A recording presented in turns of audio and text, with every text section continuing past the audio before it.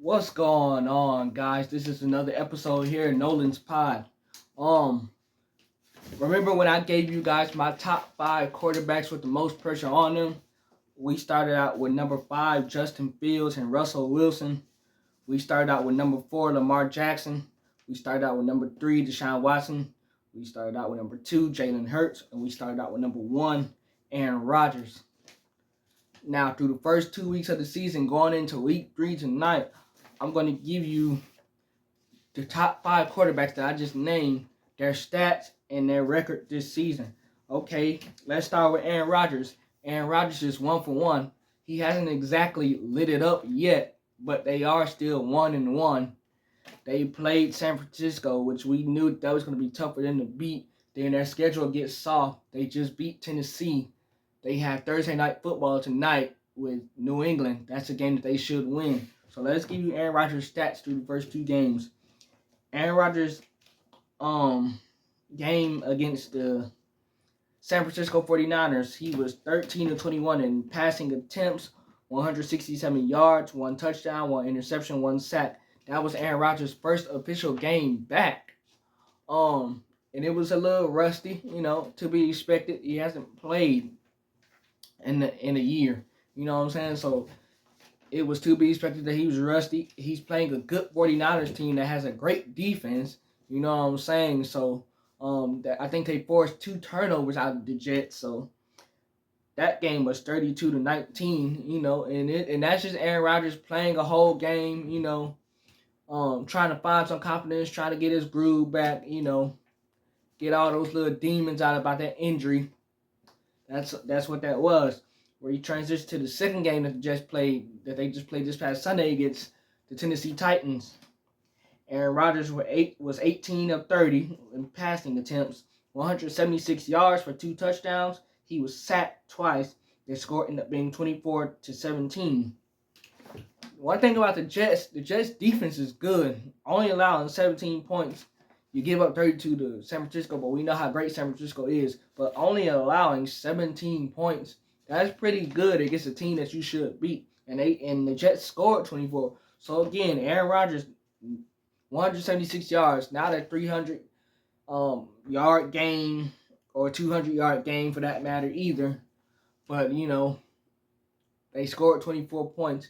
He's finding it. They're gonna get better as they go. Like I said, Aaron Rodgers is just not lining it up right now. He's coming off of an Achilles injury. It's going to take time, but they're 1-1. Their schedule is an easy schedule for like the next 2 games, and they got New England tonight, which they should win. But make no mistake about it, New England is competitive. They went to Cincinnati and beat Cincinnati, and they almost beat the Seahawks at home, and they lost to Seattle in overtime, the Patriots. So that's going to be a competitive game. Don't count New England out, but this is also a game that the New York Jets should win. But that was Aaron Rodgers, my number 1 quarterback with the most pressure on him through the first 2 games.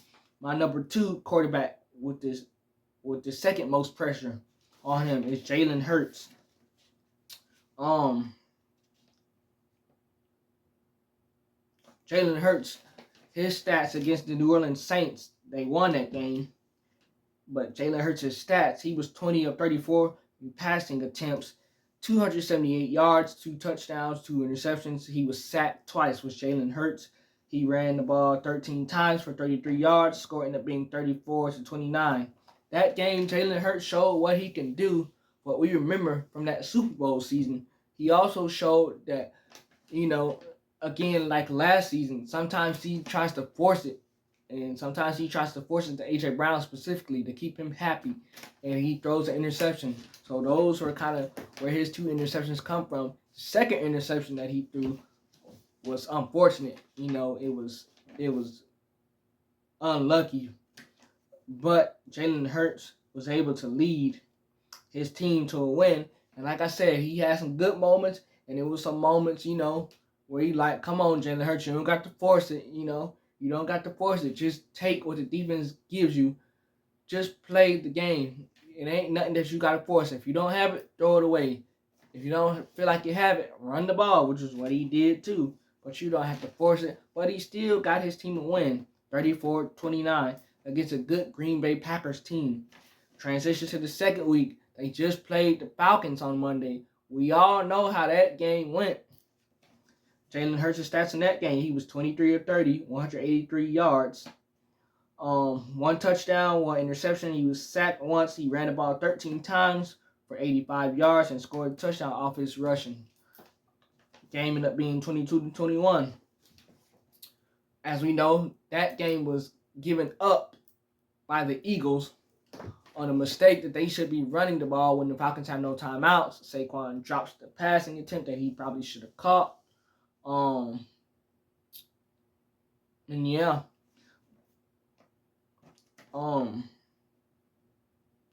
Jalen Hurts did not play a bad game in that second game, and it's sad that they didn't win that game because they definitely deserved to win that game.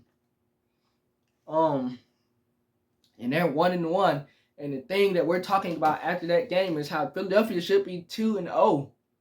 They should be easy 2-0. Now they have to go down to New Orleans and play a red hot Saints team. Jalen Hurts is going to have to play a good game, especially because they didn't have A.J. Brown. He's probably going to be out a few weeks with a hamstring injury. So it's on Jalen Hurts. He's going to really have to play well and get Devontae Smith, Dallas Goedert, and Jahan Dotson, involved in the offense now because you don't have A.J. Brown. Saquon's going to have to play good too, but it falls on Jalen Hurts, it falls on Nick Sirianni, and it falls on Kellen Moore, especially with the play call at the end of that game. But Jalen Hurts has not played bad through the first two games, really. He really hasn't played bad except for that 2-interception game. That first game, they like I said, they should be easy 2-0. But if Jalen Hurts could just keep playing well, it's just that pressure. When you in Philly, you expected to win, and you blow a game like they did on Monday, you kind of get in the side eye like, y'all messed that game up. And y'all facing early adversity right now. My third quarterback with the most pressure on him is Deshaun Watson. As you know, Deshaun Watson then played the Dallas Cowboys week 1. It was not a pretty game. Not a pretty game. Deshaun Watson was 24 of 45. He passed the ball 45 times. That is, wow. 169 yards, 1 touchdown, 2 interceptions. He was sacked 6 times. He ran the ball 5 times for 39 yards. The score ended up being 33-17. Now you know all the off-the-field issues with Deshaun Watson. And we set that aside to bring you the on-the-field stuff. Well, I set that aside to bring you the on-the-field stuff, at least. And to win the Cleveland Browns fan base over, that was not the way to do it.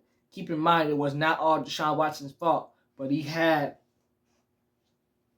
enough to do with that loss, but it also, you just cannot put all the blame on Deshaun Watson. It's just like the same thing we do with Dak Prescott. We put all the blame on Dak Prescott when we see Dallas fold up like a chair. We put all the blame on Dak Prescott. And yes, some of the blame does be belonging to Dak Prescott, but it's not all the blame should go to him. You know what I'm saying? Same thing with Deshaun Watson in that week 1 game. Yes, he did not play well. It was his first game back. He didn't play the preseason. Some of it was his fault, but it's not all his fault. Come back week 2 and they get a win. Not pretty, but they get a win.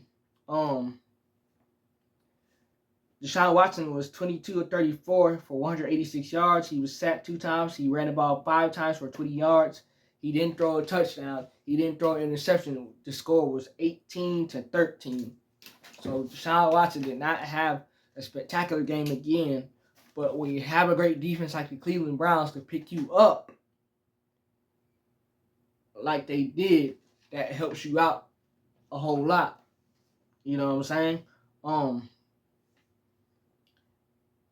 Deshaun Watson, as I mentioned, didn't throw a touchdown. At some point in time, Deshaun Watson, you're going to have to start getting it going. Just like the Aaron Rodgers, just like the Justin Fields. Y'all defenses, specifically the Cleveland Browns and Pittsburgh Steelers, y'all defense is holding y'all up, is holding y'all a fort. You know, y'all defense is the reason why y'all winning. Offensively, y'all are struggling. So thank the defense for doing their part. You know what I'm saying? But at some time, to win these ball games, you're going to have to score 30 points. A few of these games, you're going to have a 300-yard game.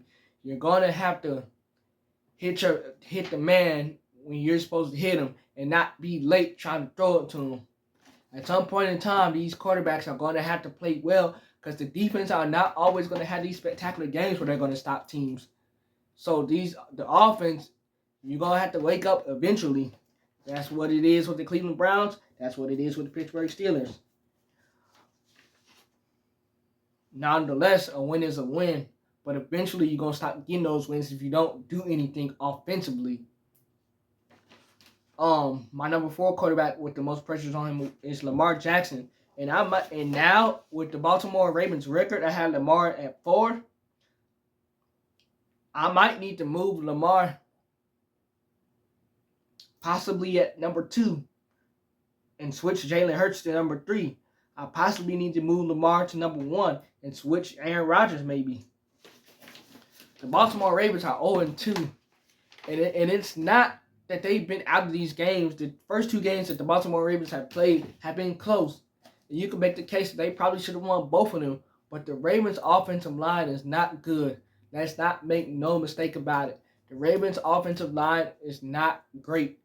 And if you don't have a great offensive line, that means Lamar Jackson is not protected. That means Derrick Henry is not going to be getting enough blocks to run and hit those gaps. You know what I'm saying? Defensively, they gave up only 27 to Kansas City. That's pretty good. They gave up 26 to the Raiders. That's pretty good, you know. But defensively, they're missing 2 key pieces that is not on the team this year. That's Jadeveon Clowney, and that's Patrick Queen. They're missing both those guys. Jadeveon Clowney and Patrick Queen was a huge part of what Baltimore did defensively. And not only that, they're missing head coach, who was defensive coordinator last year. They're missing Mike Macdonald. He went on to be the head coach with the Seattle Seahawks. Those are 3 key pieces that they are missing. Mike Macdonald, head coach, Patrick Queen, Jadeveon Clowney. The 3 of those guys were a huge reason why nobody wanted to play Baltimore last year, because their defense. And don't get me wrong, they still have a great defense, but that offensive line is not doing a good job of protecting Lamar Jackson nor Derrick Henry. Lamar Jackson's stats through the first 2 games. Against Kansas City, he was 26-41, 273 yards, 1 touchdown, 1 sack. He ran the ball 16 times for 122 yards, score ended up being 27-20. Now, another thing with Baltimore's strength is running the ball. It has been for the last few years now, running the ball. We know that. Just like the Philadelphia Eagles passing the ball, as I told you guys on Monday, these teams, they get, or whatever day was, Tuesday, whatever day was, these teams, they get too pass happy. That's what the Baltimore Ravens did in the championship game. They got pass happy against the Kansas City Chiefs. They got pass happy. What made y'all successful last season is y'all ran the ball. Y'all ran the ball.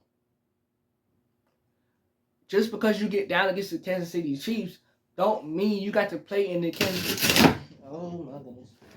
Does not mean that you got to play into the Kansas City Chiefs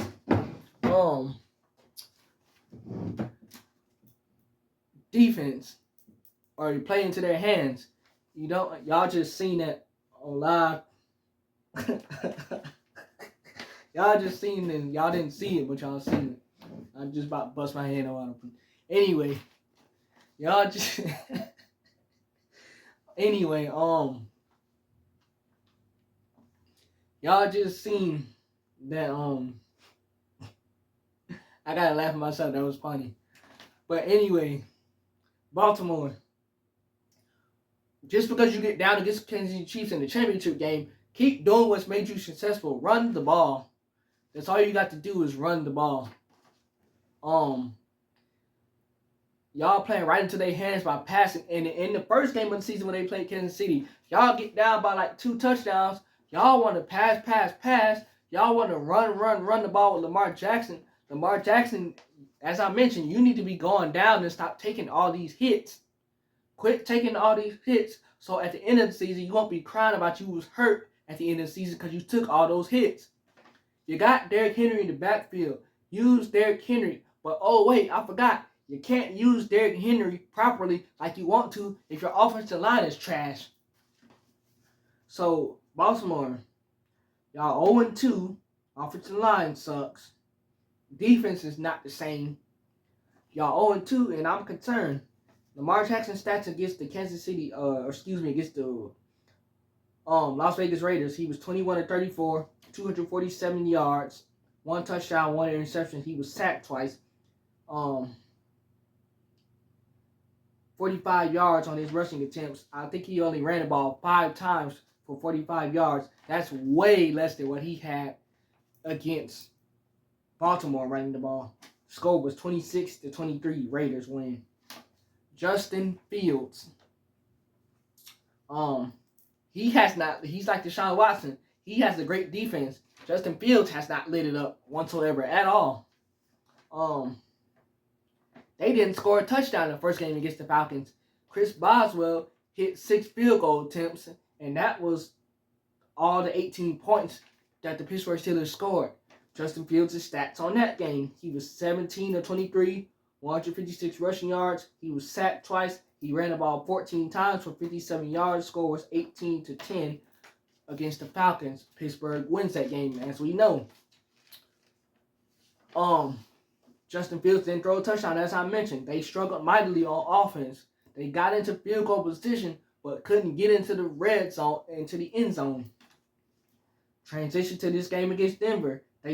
Justin Fields was 13-20, 117 yards. He threw a touchdown. He was sacked twice. He ran the ball 8 times for 27 yards. The score was 13-6. Pittsburgh wins again. They're 2-0 because they're a great defense. They only allowed 10 points as Denver defense against the Falcons. They only allowed 6 to the Denver Broncos. That's Pittsburgh. They only scored 18 against the Falcons, and they only scored 13 against Denver. They're not doing anything offensively. Again, it's the defense. Pittsburgh has, for years now, they've always had a great defense. As I mentioned earlier, at some point in time, the offense, you're going to have to get going, and you're going to have to do something, Justin Fields. They saying ride this thing out with Justin Fields till Russell Wilson gets healthy. But what are you really? You sticking with Justin Fields? Really? He hasn't done anything. It's been the defense that has saved them, and that's the reason why they're 2-0. That's the reason why they are 2-0. The defense. Eventually, you're going to have to do something, Justin Fields. You're going to have to make something happen because, as I mentioned, the defense is always not going to be up to par. The defense is always not going to have a great game. So you're going to have to score a 30-point game and get a 300-yard game, Justin Fields, and Deshaun Watson, too, to make something happen. Those were my 5 quarterbacks with the most pressure, as I told you guys in one of my latest videos. But my 5 guys with the most pressure, that's why they have the pressure on them. Aaron Rodgers, you're 1-1. Jalen Hurts, you're supposed to be 2-0. Instead, you're 1-1. Deshaun Watson, you didn't look great, but you're 1-1. Lamar Jackson, you're 0-2. Justin Fields, you're 2-0 by the grace of God because of the defense. So that's where we're at. That's all I have for you guys today. Y'all see me fall today on this chair. So feel free, you get your laugh out. But that's all we got, and we out of here.